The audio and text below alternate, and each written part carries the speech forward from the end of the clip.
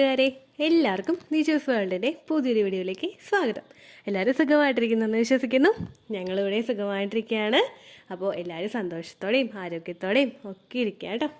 ഇന്നത്തെ വീഡിയോയിൽ ഞാൻ സംസാരിക്കുന്നത് പ്രഗ്നന്റ് ആകുന്ന സ്ത്രീകൾക്ക് അവരുടെ ഫസ്റ്റ് ട്രൈമസ്റ്ററിലും, അതായത് പ്രഗ്നൻസിയുടെ ഏറ്റവും ഏർലി സ്റ്റേജിലും അവരുടെ ലാസ്റ്റ് ട്രൈമസ്റ്ററിലും, അതായത് അവരുടെ ഡെലിവറി എടുക്കുന്ന സമയങ്ങളിലും ഏറ്റവും കൂടുതൽ ഉണ്ടാകാൻ സാധ്യതയുള്ള, അല്ലെങ്കിൽ ഏറ്റവും തീവ്രമായിട്ട് ഉണ്ടാകാൻ സാധ്യതയുള്ള പ്രഗ്നൻസി ലക്ഷണത്തിനെ പറ്റിയിട്ടാണ്. അപ്പോൾ അതെന്താണെന്ന് നമുക്ക് നോക്കാം. വീഡിയോ നമുക്ക് സ്റ്റാർട്ട് ചെയ്യാം. പ്രഗ്നൻസി എന്ന് പറയുന്നത് നമ്മളുടെ ശരീരത്തിൽ ഒരുപാട് ആക്ടിവിറ്റീസ്, ഒരുപാട് പ്രവർത്തനങ്ങൾ നടക്കുന്ന ഒരു സമയമാണ്. പ്രഗ്നൻസിയുടെ സമയത്ത് പുതിയ പുതിയ ഹോർമോൺസ് നമ്മളുടെ ശരീരത്തിൽ ഇൻട്രൊഡ്യൂസ് ചെയ്യാറുണ്ട്. അതുപോലെ മറ്റു പല ഹോർമോൺസും നമ്മളുടെ ശരീരത്തിൽ അതിന്റെ അളവ് ഉയർത്താറുമുണ്ട്. ഇങ്ങനെ നമ്മുടെ പ്രഗ്നൻസിയെയും അതുപോലെ തന്നെ നമ്മുടെ കുഞ്ഞിനെയും നല്ല രീതിയിൽ എഫക്റ്റീവായിട്ട് കൊണ്ടുപോകുന്നതിന് വേണ്ടിയിട്ട് നമ്മളുടെ ശരീരത്തിൽ ഒരുപാട് ബുദ്ധിമുട്ടുകൾ ഉണ്ടാകാറുണ്ട്, ഒരുപാട് മാറ്റങ്ങൾ സംഭവിക്കാറുണ്ട്. ഈ മാറ്റങ്ങൾ ഉണ്ടാവുന്നതിന്റെ ഭാഗമായിട്ട് നമ്മൾ സ്ത്രീകൾ ഒരുപാട് സഫർ ചെയ്യേണ്ടതായിട്ടും വരാറുണ്ട്. അങ്ങനെ പ്രഗ്നൻസി സമയത്ത് നമ്മുടെ ബ്രെയിനിന് സംഭവിക്കുന്ന ഒരു ബുദ്ധിമുട്ട്, എന്നാൽ നമ്മൾ പോലും ഇത് നമുക്കുണ്ടായ ഒരു ബുദ്ധിമുട്ടാണോ അല്ലെങ്കിൽ ഇത് പ്രഗ്നൻസിയുടെ ലക്ഷണമാണോ എന്ന് പോലും ചിന്തിക്കാത്ത കുറച്ച് കാര്യങ്ങളെ പറ്റിയിട്ടാണ് നമ്മൾ ഇന്ന് ഡിസ്കസ് ചെയ്യുന്നത് കേട്ടോ. അപ്പൊ നമുക്ക് വീഡിയോ സ്റ്റാർട്ട് ചെയ്യാം. പ്രഗ്നന്റ് ആകുന്ന സമയത്ത് നമ്മളുടെ ശരീരഭാഗങ്ങളിലെ ഓരോ ഭാഗത്തിനും അതിൻ്റെതായിട്ടുള്ള രീതിക്ക് മാറ്റങ്ങൾ സംഭവിക്കാറുണ്ട്.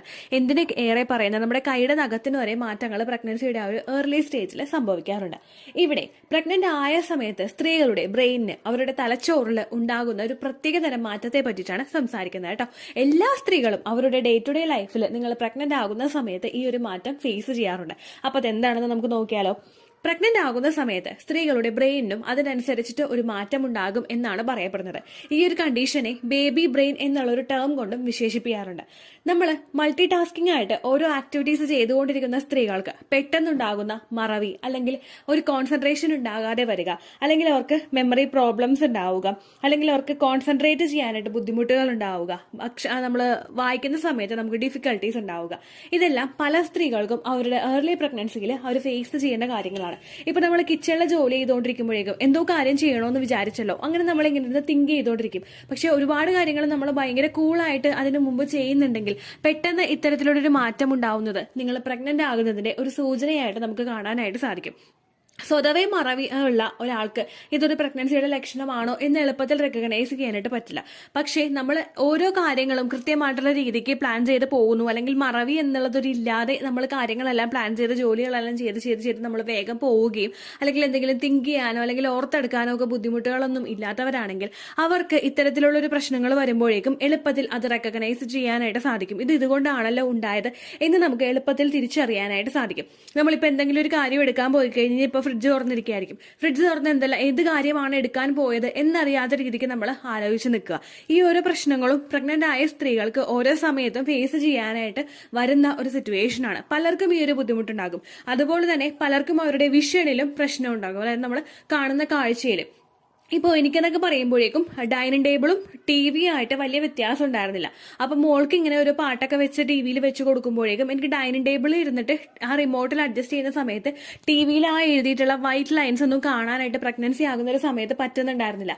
നമുക്ക് ആ ഒരു വിഷൻ തന്നെ അങ്ങോട്ട് ബ്ലറായി പോകും. ആ വെള്ള കളറിലൊരു പാട്, അല്ലെങ്കിൽ നമുക്ക് ഒട്ടും വായിക്കാൻ പറ്റാത്തൊരു രീതിക്ക് മാത്രം അത് കാണാനായിട്ട് തുടങ്ങിയിരുന്നു. അപ്പോൾ ഞാൻ വിചാരിച്ചു എൻ്റെ ഡോക്ടറെ കാണേണ്ടി വരും എന്നുള്ള രീതിക്ക് ഞാൻ വിചാരിച്ചു. പക്ഷേ ഡെലിവറി കഴിഞ്ഞപ്പോഴേക്കും ആ ഒരു പ്രശ്നം ഏറെക്കുറെ അങ്ങോട്ട് സോൾവ് ആയി. അങ്ങനെയുള്ള മാറ്റങ്ങൾ നമ്മുടെ ബ്രെയിനിലും ആ ഒരു സമയത്ത് ഉണ്ടാകും. ഇതിന്റെ ഒരു സെപ്പറേറ്റ് ആയിട്ടുള്ള ഒരു കണ്ടീഷനും അല്ലെങ്കിൽ സെപ്പറേറ്റ് ആയിട്ടുള്ള ഒരു പേരും തന്നെ കൊടുത്തിട്ടുണ്ട്. ബേബി ബ്രെയിൻ എന്നാണ് ആ ഒരു അവസ്ഥയെ സൂചിപ്പിക്കുന്നത്. ഏകദേശം സ്ത്രീകൾക്ക് പ്രഗ്നന്റ് ആകുന്ന സമയം മുതൽ ഇത് തുടങ്ങിയിട്ട് ഒരു 6 years വരെയൊക്കെ ഈ ഒരു സിറ്റുവേഷൻ ഉണ്ടാകും എന്നാണ് പഠനങ്ങൾ സൂചിപ്പിക്കുന്നത് കേട്ടോ. ഏകദേശം നമുക്ക് ഈ ഒരു ബുദ്ധിമുട്ട് ഉണ്ടാകാനായിട്ടുള്ള ഒരു കാരണം നമ്മൾ പ്രഗ്നന്റ് ആകുന്ന സമയത്തും അതുപോലെ കുഞ്ഞിനെ ഫീഡ് ചെയ്യുന്ന സമയത്തും ഒക്കെ നമ്മളുടെ ശരീരത്തിൽ ഉണ്ടാകുന്ന ആ ഒരു പ്രവർത്തനമൊക്കെ കൊണ്ട് നമ്മുടെ ബ്രെയിനിന്റെ സ്ട്രക്ചറിൽ ചെറിയ ചെറിയ വ്യത്യാസങ്ങൾ ഈ ഒരു സമയത്ത് ഉണ്ടാകാം.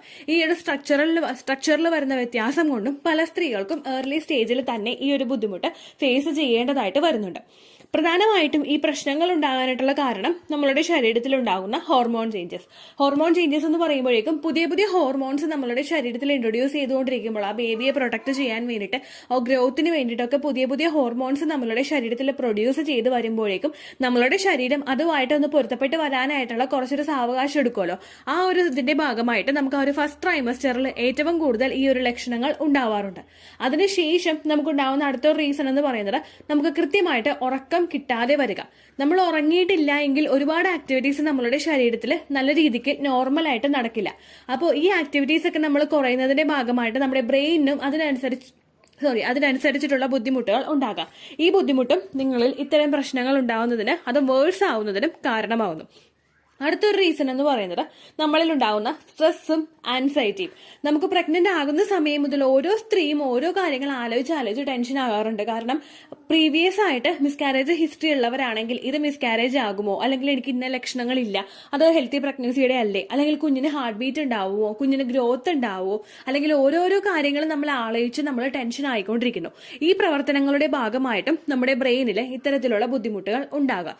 ഈ ഒരു ടെൻഷനും സ്ട്രെസ്സും ഒക്കെ പ്രഗ്നന്റ് ആകുന്ന സമയത്ത് സ്ത്രീകളിൽ നോർമൽ ആയിട്ടുള്ള ഒരു കാര്യമാണ്. പക്ഷെ അത് അതിന്റെ എക്സ്ട്രീമിലോട്ട് പോയി കഴിഞ്ഞാൽ ഒരുപാട് ബുദ്ധിമുട്ടുകൾ നമുക്ക് ആ പ്രഗ്നൻസി സമയത്ത് ഫേസ് ചെയ്യേണ്ടതായിട്ട് വരും.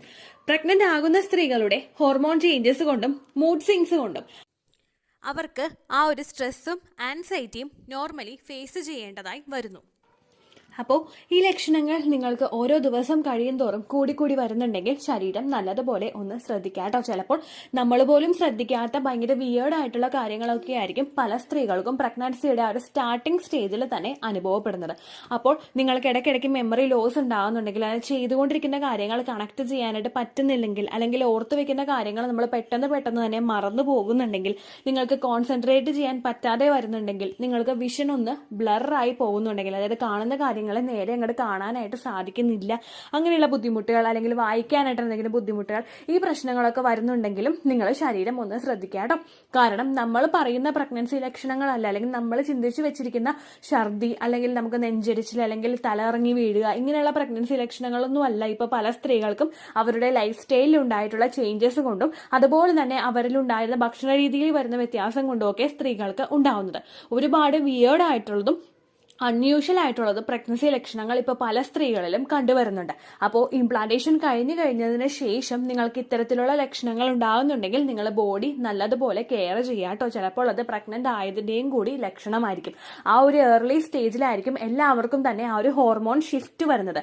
ഈ ഹോർമോൺ ഷിഫ്റ്റ് വരുമ്പോഴേക്കും നമ്മൾ ആ ഷിഫ്റ്റുമായിട്ട് പൊരുത്തപ്പെടാനായിട്ട് കുറച്ചങ്ങോട്ട് സമയമെടുക്കും. കാരണം പ്രൊജസ്ട്രോൺ ഹോർമോണിന്റെ ഒരു ഹൈക്ക് നമ്മളുടെ ശരീരത്തിൽ ഉണ്ടായിക്കഴിഞ്ഞാലോ, HCG ഹോർമോണിന്റെ പ്രൊഡക്ഷൻ നമ്മളുടെ ശരീരത്തിൽ ഉണ്ടായിക്കഴിഞ്ഞാലോ ഏറ്റവും കൂടുതൽ നിങ്ങൾക്ക് ബുദ്ധിമുട്ട് നേരിടേണ്ടി വരുന്നത് ആ തുടർന്ന് വരുന്ന ആ ഒരു സ്റ്റാർട്ടിംഗ് സ്റ്റേജിലായിരിക്കും നിങ്ങൾക്ക് ആ ബുദ്ധിമുട്ട് ഏറ്റവും കൂടുതൽ ഫേസ് ചെയ്യേണ്ടതായിട്ട് വരുന്നത് കേട്ടോ.